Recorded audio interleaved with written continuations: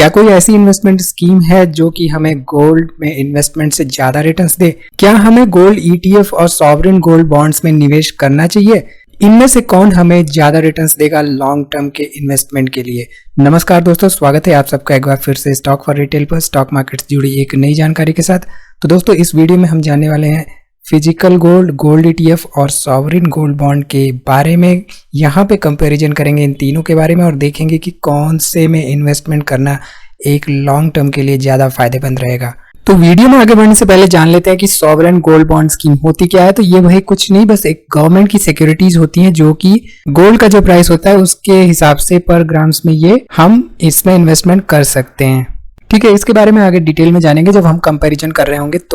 तो यहाँ पे देख लेते हैं इन्वेस्टमेंट मोड क्या रहता है तीनों में। तो आप देख सकते हैं कि फिजिकल गोल्ड में हम ऑब्वियसली भाई डीलर्स के पास जाते हैं, हम बैंक्स में जाते हैं, वहां से गोल्ड में इन्वेस्टमेंट करते हैं। तो डायरेक्टली हम एक्चुअली करते क्या है, फिजिकल एसेट अपने पास ओन करते हैं। ठीक है, अब यहाँ पे दोस्तों गोल्ड ईटीएफ क्या होता है? ईटीएफ एक्सचेंज ट्रेडेड फंड होता है, जो कि हमने एक्चुअली ईटीएफ के बारे में डिस्कशंस कर रखे हैं कि ईटीएफ एक्चुअल में होता क्या है और कैसे काम करते हैं। उसकी डिस्क्रिप्शन में लिंक में दे दूंगा, उसकी प्लेलिस्ट है बाकायदा, आप समझ सकते हैं कि ईटीएफ होता क्या है डिटेल में। तो ईटीएफ में इन्वेस्टमेंट करने के लिए आपके पास डीमैट अकाउंट होना चाहिए और जैसे आप स्टॉक्स की परचेजिंग करते हैं बिल्कुल आप वैसे ही गोल्ड ईटीएफ्स की परचेजिंग कर सकते हैं। तो यहाँ पे आप देख सकते हैं गोल्ड बीज और एक्सिस गोल्ड, ये एक्चुअली ईटीएफ्स हैं जो कि लिस्टेड हैं शेयर मार्केट में एनएसई में। आप देख सकते हैं 48.40 इसका प्राइस है पर यूनिट, 48.25 एक्सिस गोल्ड का प्राइस है आज के दिन, यानी कि 10 अगस्त 2020 के दिन। और ये बिल्कुल वैसे ही ट्रेड करते हैं जैसे शेयर मार्केट में कोई नॉर्मल स्टॉक ट्रेड करता हो। ठीक है, और जैसे आप म्यूचुअल फंड में एसआईपी करते हैं बिल्कुल उसी तरह आप इसमें भी एसआईपी कर सकते हैं मिनिमम 1000 रुपीज के मल्टीप्लायर्स में। यहाँ पे दोस्तों सॉवरेन गोल्ड बॉन्ड्स या तो हम बैंक से परचेज कर सकते हैं या अपने डीमैट अकाउंट से परचेज कर सकते हैं। ठीक है, ये तो हो गई भाई इन्वेस्टमेंट मोड की बात। अब यहाँ पे अगर हम सेफ्टी की बात करें तो आप देख सकते हैं कि भाई फिजिकल गोल्ड अगर आपके पास है तो हमेशा भाई चोरी होने का डर बना रहता है। और अगर आप बैंक्स में रखते हैं, डिपॉजिट लॉकर की फैसिलिटी लेते हैं तो आपके उसके लिए आपको चार्ज देना पड़ता है, मिनिमम 500 से 3000 3,500 रुपए तक चार्जेस देने पड़ते हैं। और कई बार हम फेक प्रोडक्ट के केसेस में भी फंस जाते हैं कि भाई हम गोल्ड तो लेते हैं लेकिन हमारे पास हॉलमार्क नहीं रहता है और हमें कई बार ऐसा भी नुकसान हो जाता है। लेकिन अगर आप गोल्ड ईटीएफ की बात करें दोस्तों तो बिल्कुल ही रिलायबल है और हाई सेफ्टी है इसकी। एक्चुअली ये डीमैटेरियलाइज्ड फॉर्म में होता है, यानी कि आपके डीमैट अकाउंट में रहता है और बिल्कुल सेफ रहता है। सेम चीज बिल्कुल आपके सॉवरेन गोल्ड बॉन्ड के साथ है, वहां पे भी बिल्कुल हाई सेफ्टी है, हाई सिक्योरिटी है और ये इन्वेस्टमेंट आपका बिल्कुल सेफ रहता है। ठीक है, तो जैसा कि हमने सेफ्टी में देखा भाई, प्योरिटी की अगर बात करें तो हमें पता नहीं होता कि भाई जो फिजिकल गोल्ड है हमारा वो प्योर है या नहीं, 100% ओरिजिनल है या नहीं। कई बार हॉलमार्क हमें देखना होता है लेकिन कई बार हम हॉलमार्क के चक्कर में भी फंस जाते हैं और हमें एक इम्प्योर फॉर्म ऑफ गोल्ड मिलता है। लेकिन अगर हम गोल्ड ईटीएफ की बात करें तो ये बिल्कुल ही यहाँ पे देख सकते हैं इलेक्ट्रॉनिक फॉर्म में रहता है और इसकी प्योरिटी 100% रहती है। सेम चीज आपका सॉवरेन गोल्ड बॉन्ड के साथ है, 100% प्योरिटी। यहाँ पे अगर कैपिटल गेन पे टैक्स की बात करें तो एलटीसीजी यानी लॉन्ग टर्म कैपिटल गेन लगता है आपके गोल्ड एसेट्स पर 3 साल के बाद, और वहीं पे शॉर्ट टर्म कैपिटल गेन लगता है अगर 3 साल के पहले आप गोल्ड ईटीएफ अपना सेल करते हैं। एलटीसीजी लगता है अगर 3 साल के बाद आप सेल करते हैं। ठीक है, सॉवरेन गोल्ड बॉन्ड अगर मैच्योरिटी तक आप होल्ड करते हैं तो उस पर कोई भी कैपिटल गेन पे टैक्स नहीं लगता। तो ये एक पॉजिटिव पॉइंट है यहाँ पे। हालांकि एलटीसीजी 3 साल के बाद इस पे एप्लीकेबल रहता है। तो यहाँ पे कोलैटरल अगेंस्ट लोन की अगर हम बात करें तो वही फिजिकल गोल्ड अगर आपके पास है तो उसके एवज में आप लोन ले सकते हैं। सेम चीज बिल्कुल आपकी सॉवरेन गोल्ड बॉन्ड के साथ है। अगर आपके पास सॉवरेन गोल्ड बॉन्ड में इन्वेस्टमेंट आपने कर रखा है तो आप उसके एवज में लोन ले सकते हैं। हालांकि ये गोल्ड ईटीएफ में इन्वेस्टमेंट के साथ नहीं है, लेकिन आपका जो गोल्ड ईटीएफ है उसकी आप प्लेजिंग कर सकते हैं। यहाँ पे अगर हम बात करें ट्रेडेबिलिटी की, यानी कि क्या फिजिकल गोल्ड ट्रेडेबल है, तो ये भाई डिपेंड करता है कि अगर आप सेल करना चाहते हैं अपना फिजिकल गोल्ड तो आपके पास कोई बायर मिलता है या नहीं। ठीक है, और अगर आप डीलर्स को सेल करना चाहते हैं तो ये डिपेंड करता है कि वो किस रेट पे आपका गोल्ड बाई करते हैं। गोल्ड ईटीएफ की जहां तक बात है दोस्तों, ये डायरेक्टली ट्रेडेबल ऑन एक्सचेंज है, यानी कि एनएसई से अगर आपने बाई कर रखा है तो आप इसको एज ए स्टॉक ट्रीट कर सकते हैं। आप एज ए स्टॉक इसको बाई और सेल कर सकते हैं आराम से। इसमें लिक्विडिटी रहती है, हालांकि आपको ये देखना होता है कि भाई आप किस प्राइस पे इसको सेल कर रहे हैं। ठीक है। वहीं पे सॉवरेन गोल्ड बॉन्ड की अगर हम बात करें तो ये भी बिल्कुल ट्रेडेबल है एक्सचेंज पर, और 5th ईयर के बाद इसका रिडेम्पशन किया जा सकता है। तो जैसा कि हमने देखा सॉवरेन गोल्ड बॉन्ड में एक मैच्योरिटी पीरियड होता है, ठीक है। तो मैच्योरिटी पीरियड के पहले पहले अगर हम इसमें से एग्जिट करते हैं तो 5 साल के बाद इसमें जो है रिडेम्पशन किया जा सकता है, यानी कि इसको सेल किया जा सकता है।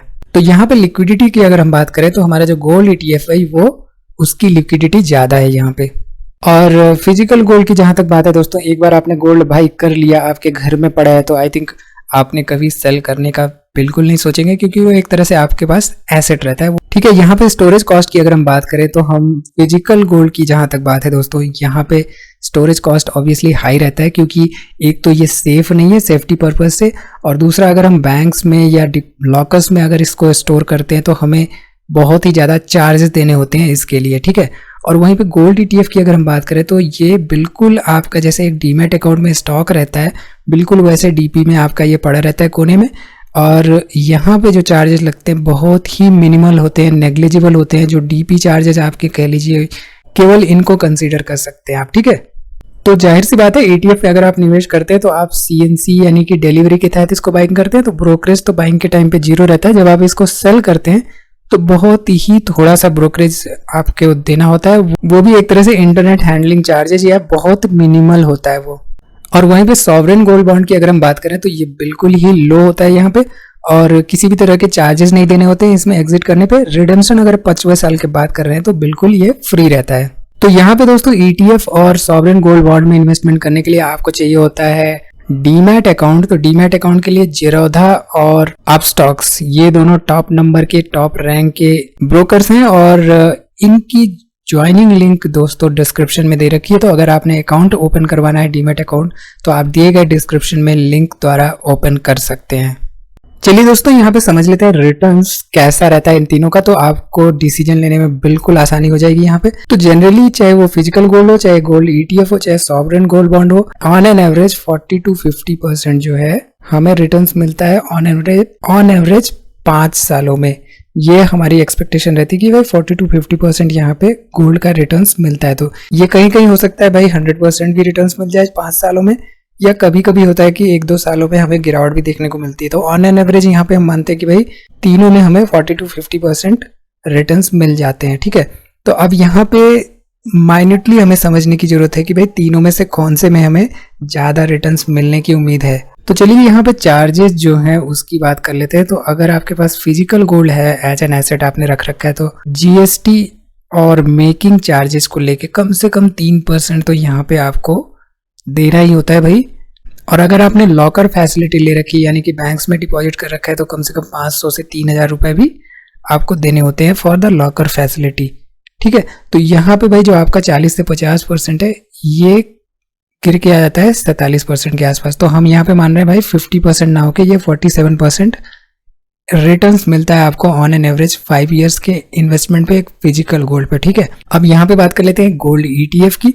तो गोल्ड ETF में भाई आपको केवल 0.5 to 0.8% जो है यहाँ पे चार्जेस देने होते हैं, वो भी मिनिमल चार्जेस रहता है। ये बहुत ही नेग्लिजिबल चार्जेस रहता है, क्योंकि जब आप गोल्ड ETF को बाई करते हैं, बाई एज अ शेयर करते हैं, आप CNC डिलीवरी में ले जाते हैं, इसको अपनी पोर्टफोलियो में रखते हैं, डीमैट अकाउंट में डीमैटेरियलाइज्ड फॉर्म में रहता है, और जब आप इसको सेल करते हैं तभी यहाँ पे ये चार्जेस देने होते हैं। तो बहुत ही मिनिमल चार्जेस होते हैं, ठीक है। तो यहाँ पे हम एक तरह से कह सकते हैं कि भाई ओवरऑल हमें अराउंड 49% तो रिटर्न्स यहाँ पे इससे मिलता ही मिलता है जब हम गोल्ड ETF में निवेश करते हैं।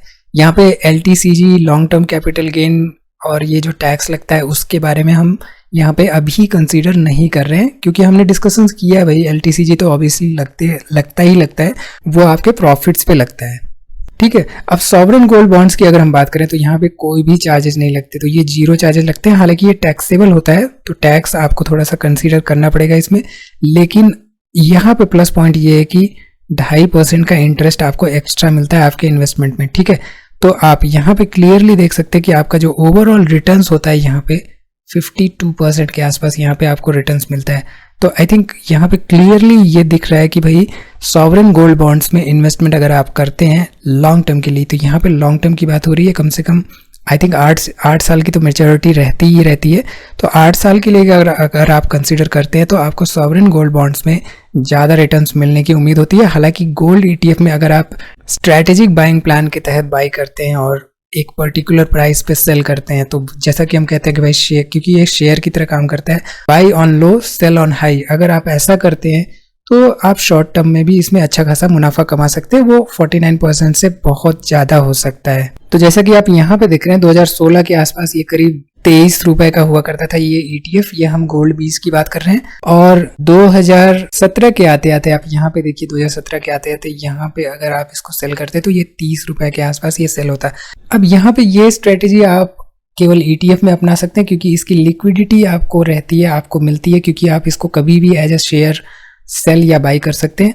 अगर हम सॉवरेन गोल्ड बॉन्ड्स की बात करें तो भाई उसमें एक प्रोसेस होता है और उस प्रोसेस के तहत आपको उसमें इन्वेस्टमेंट करना पड़ता है और कम से कम 5 साल के लिए तो इसको रखना ही होता है, ठीक है। तो ETF में इन्वेस्टमेंट करने का प्लस पॉइंट ये रहता है कि इसको कभी भी आप बाई और सेल आराम से कर सकते हैं शेयर मार्केट में, ठीक है दोस्तों। तो आई थिंक आपको क्लियरली समझ में आ गया होगा कि भाई फिजिकल गोल्ड ETF और SGB यानी कि सॉवरेन गोल्ड बॉन्ड्स में से कौन सा इन्वेस्टमेंट आपके लिए सही रहेगा एक लॉन्ग टर्म इन्वेस्टमेंट के पर्पज से। तो अगर आप 8 साल 10 साल तक के लिए इन्वेस्टमेंट करना चाहते हैं और भूल जाना चाहते हैं तो भाई ऑब्वियसली SGB है। लेकिन अगर आप एक ट्रेडर हैं, आप शेयर मार्केट में, आपको शेयर प्राइसेस और टेक्निकल एनालिसिस की पहचान है और आपको ये लगता है कि भाई अब जो गोल्ड का प्राइस है ओवरबॉट जोन में जा रहा है और इसमें गिरावट आ सकती है और आप एग्जिट करना चाहते हैं, तो इस केस में आप क्या कर सकते हैं कि ETF में इन्वेस्टमेंट कर सकते हैं और जब भी आपको लगे कि हाई प्राइस पे है, ओवरबॉट प्राइस पे है, तो आप उसमें से सेल कर सकते हैं, एग्जिट कर सकते हैं और जब भी फिर आपको एक अपॉर्चुनिटी मिले आप फिर उसमें बाइंग कर सकते हैं, ठीक है। हालांकि ये मेरे पर्सनल व्यूज हैं, यहाँ पे कोई किसी तरह की रिकमेंडेशन नहीं है कि आप जाके SGB में ही इन्वेस्टमेंट करिए। ये आपको एक तरह से आपके सामने ये कंपैरिजन था तीनों का, ताकि आप भी समझ सकें कि भाई फिजिकल गोल्ड जो हम रखते हैं एज एन एसेट, वो ज़रूरी नहीं कि हमें एक अच्छा खासा रिटर्न्स ही दे रहा हो लॉन्ग टर्म में। और भी सारे इन्वेस्टमेंट स्कीम्स होती हैं, इन्वेस्टमेंट सिक्योरिटीज होती है, जिनमें इन्वेस्ट करके हम अच्छा खासा मुनाफा कमा सकते हैं instead of holding physical gold. आप ये देखिए, तो आपके पास अगर गोल्ड है तो आपने शायद ही उसको सेल करने की सोची हो, लेकिन अगर आपने गोल्ड बीज में इन्वेस्टमेंट कर रखा है तो ऑब्वियसली आप इसको सेल कर सकते हैं और आप एज अ शेयर इसकी ट्रेडिंग कर सकते हैं। तो ठीक है दोस्तों, इस वीडियो में फिलहाल इतना ही। वीडियो को लाइक करिए, कोई भी सवाल है तो कमेंट जरूर करिए और वीडियो को अपने दोस्तों में भी शेयर करिए।